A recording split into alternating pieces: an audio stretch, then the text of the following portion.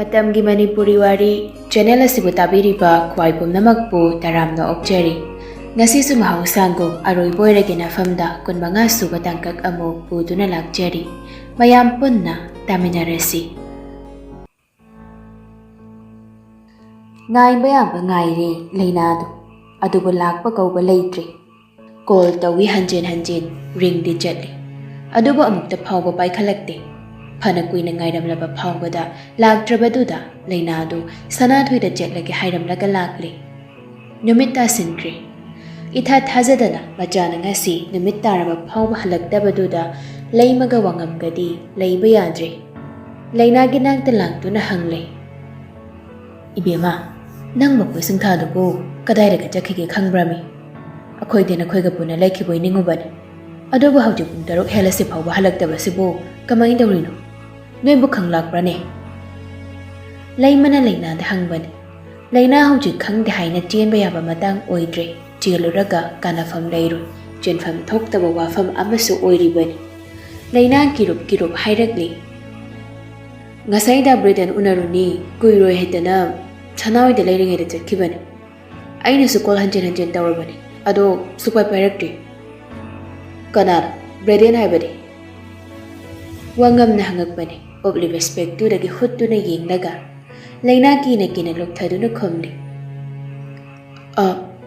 Sanana cheluba na pado ni baba. Maga di kariki akoy singthaga tonga na thingnaga dawriba. Maramdiri hairamdi. Ngasai Sanahal leibaduda nungairaroi na ingona message oina hairambani. Aisu makhata na hangudre. Mana ngairam malaga puna chapminasi haiduda. Ngang busu yada jay busu ngamda matay manaw anidu mathasari. Lay matap na khantaraga hanglatli. Akoy singthagi khangna jana bagalay bro. Adu dilay tabani. Madi 12 luraga koy nina dum haibani. Haujuk hawano paamta koy ragdribani. Adu di mana haujuk janan bayamasi kaday da orangani na khali. Mana thokibada sekkibada jam address ni.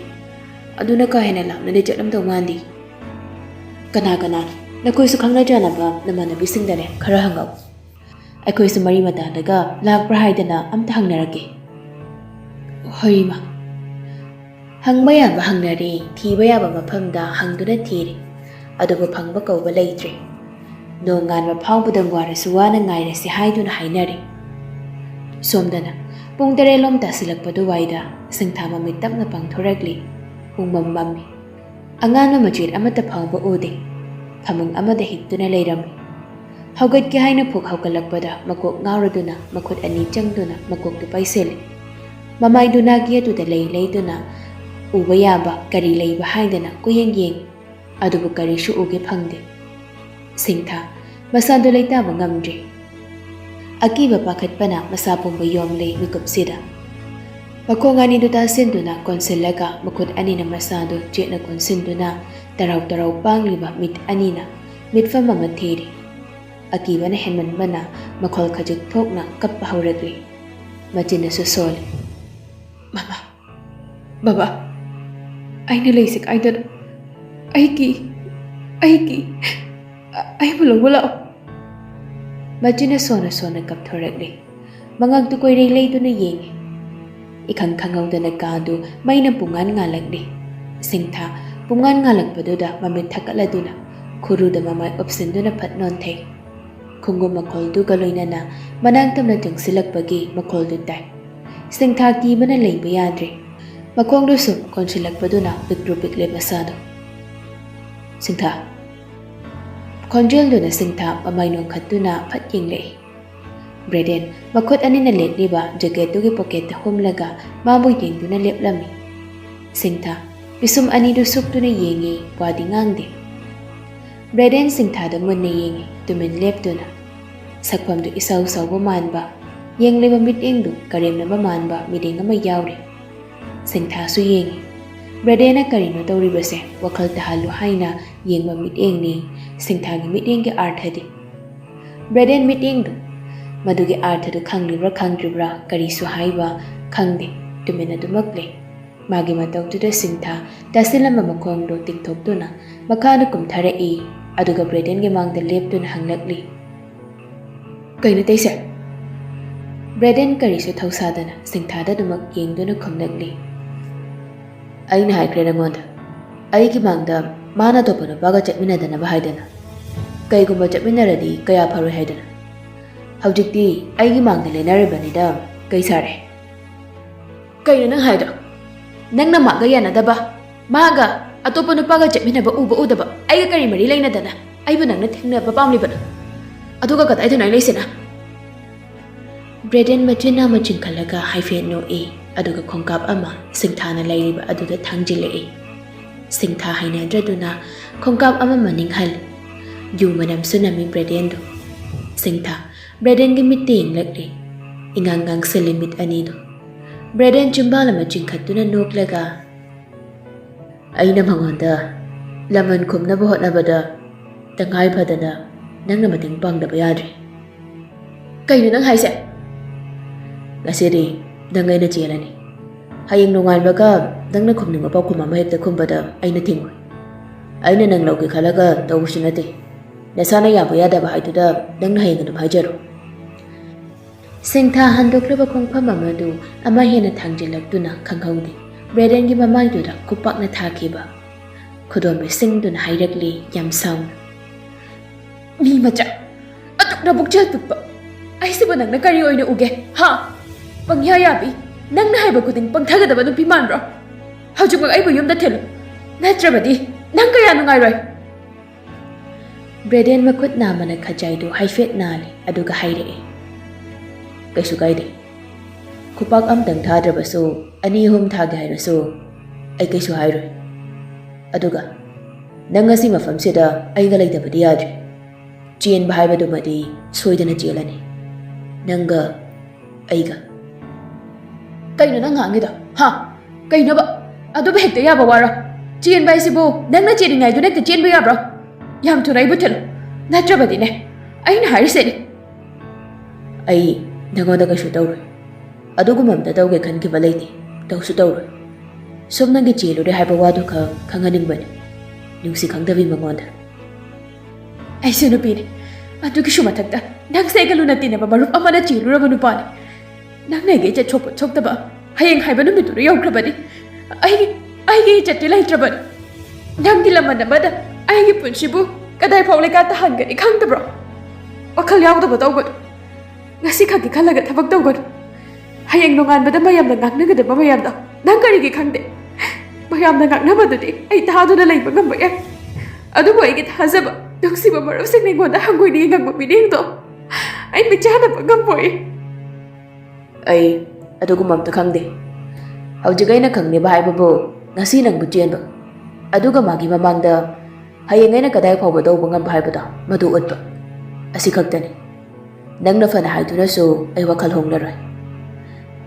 Handik di singtha kapli. Makut anilo na doon na hayrakli. Darede. Adum na tawag. Ay pa na dyan magdina kala. Ay pa na ko'y kinungsiba na kulayo na sisinabi ka na. Ay pa na dyan ang magong minungsiba piyo. Ay huwag kay pinong kumanbigan o. Say, please. Braden, mamay palay tukto na dyan pahugali. Dyan na sa hayrami. Patana ba daw? Pungsi pa niyam tiyang laban. Tang na ba kada ay lege. Wado hay na Braden thong wang malan kri. Thong do mapandagi punapan silam laga chatri. Singtha kap na thokri ba Braden bu yeng hauri. Mabido patpatay thoklaga kado shin batung ni yenga e. Koy lay to ni yengi. Masanali hek yeng bada. Kabot koding magwal da etes daw shili. White color na wall do pen tawri. Mamangoy ram na teli ba wall clock do da mitfam thamloy singthado. Pung nipal taramli. Singtha jang sindura thong to hangi haida na nambada mapana ke lokdok silamni. Singtha kap na thong do thillaga. Thong hang ay bade. Ayum da hangi. Thong hang ayum da thillo. Ayum da jakke thong hang ay bade. Se thong hang ay bade.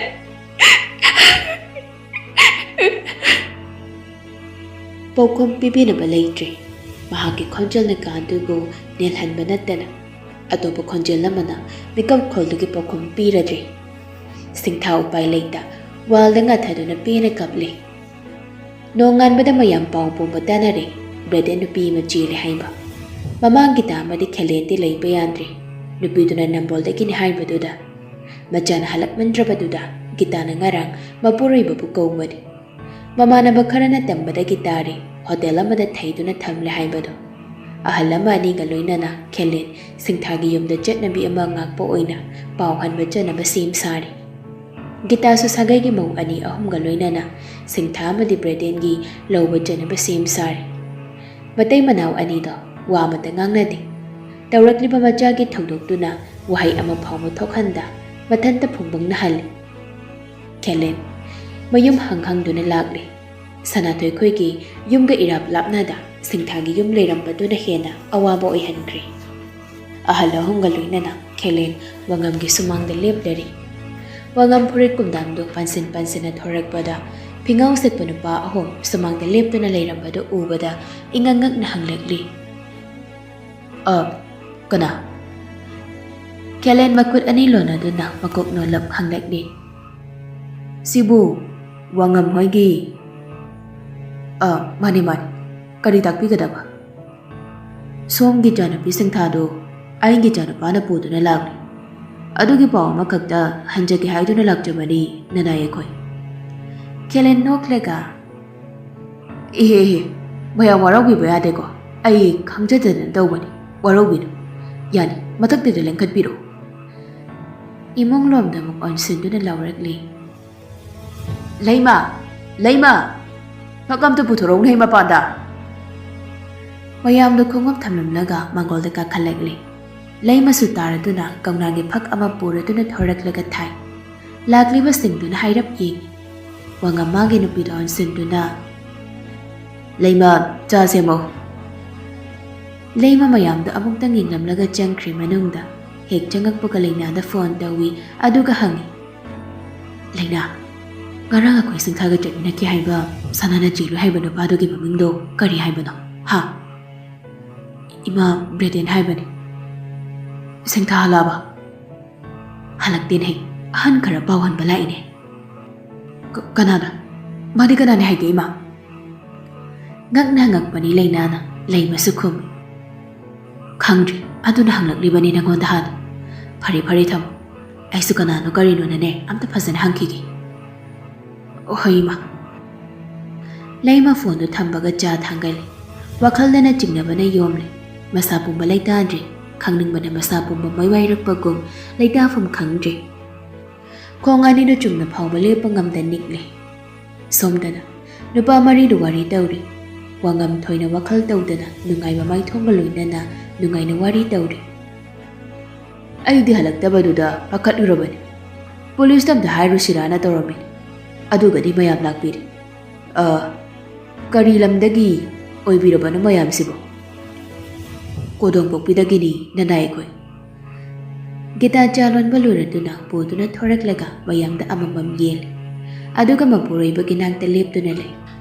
Khelendi masado laitafam ama ikang khangdrabani. Leima tapna hanglekli.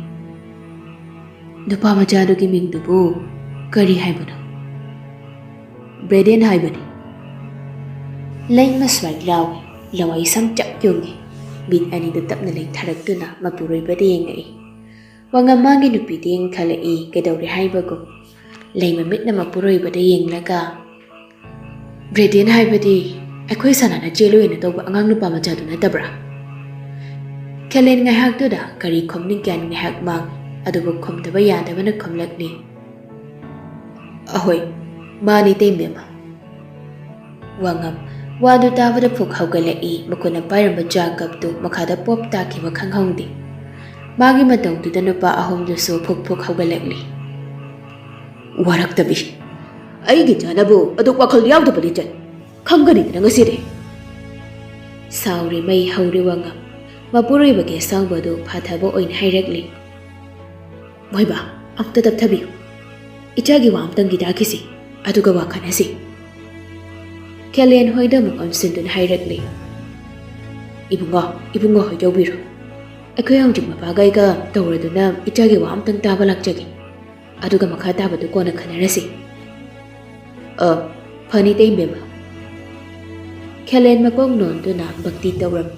Adubu wangam di sauna sakfam amada laikri. Lairiba singdu da kanaso handa yengakri. Kelen ningam da bamay tungpo do na warak ngamdraba majabu tamoy da lona waraw-warong na hankri. Lakminaba kongloy aniga loy naraduna. Somda singta ahing chupa kapto na lele. Mit amuk pao isin bangamda. Thongjol do da nga thaduna ahing nungsoy ba kapto na lele. Brede na mukda sujangakte, thongdo hangdorakte. Nongan bagi ujek makhol tarak pada singta mamin manay pom-pom na thongdo tindu na gaw. Thongam tahang biyo.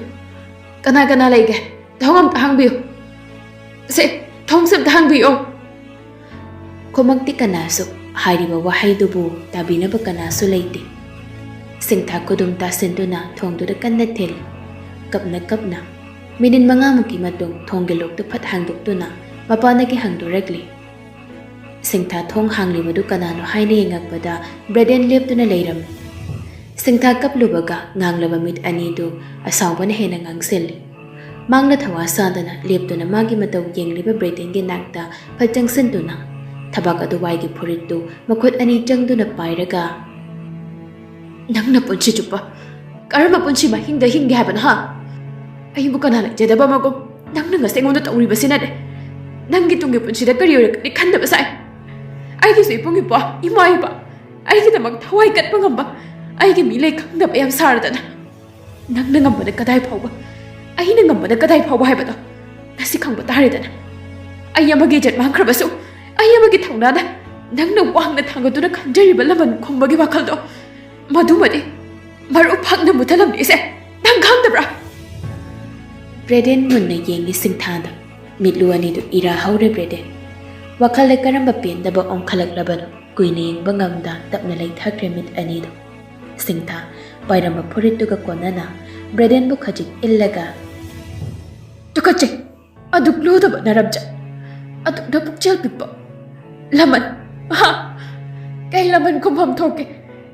Nangiso, oirruhe na lang tokra pa mangoda, karibo mo kalagpa. Kalagpa pa hori ba tamoy do na karigi minung siyaw da, nachin mang nabiday pihino. Adukan ba tamoy do, natana chik na pangge kanja ka. Ay maso nang nachiksin do na yawan ba.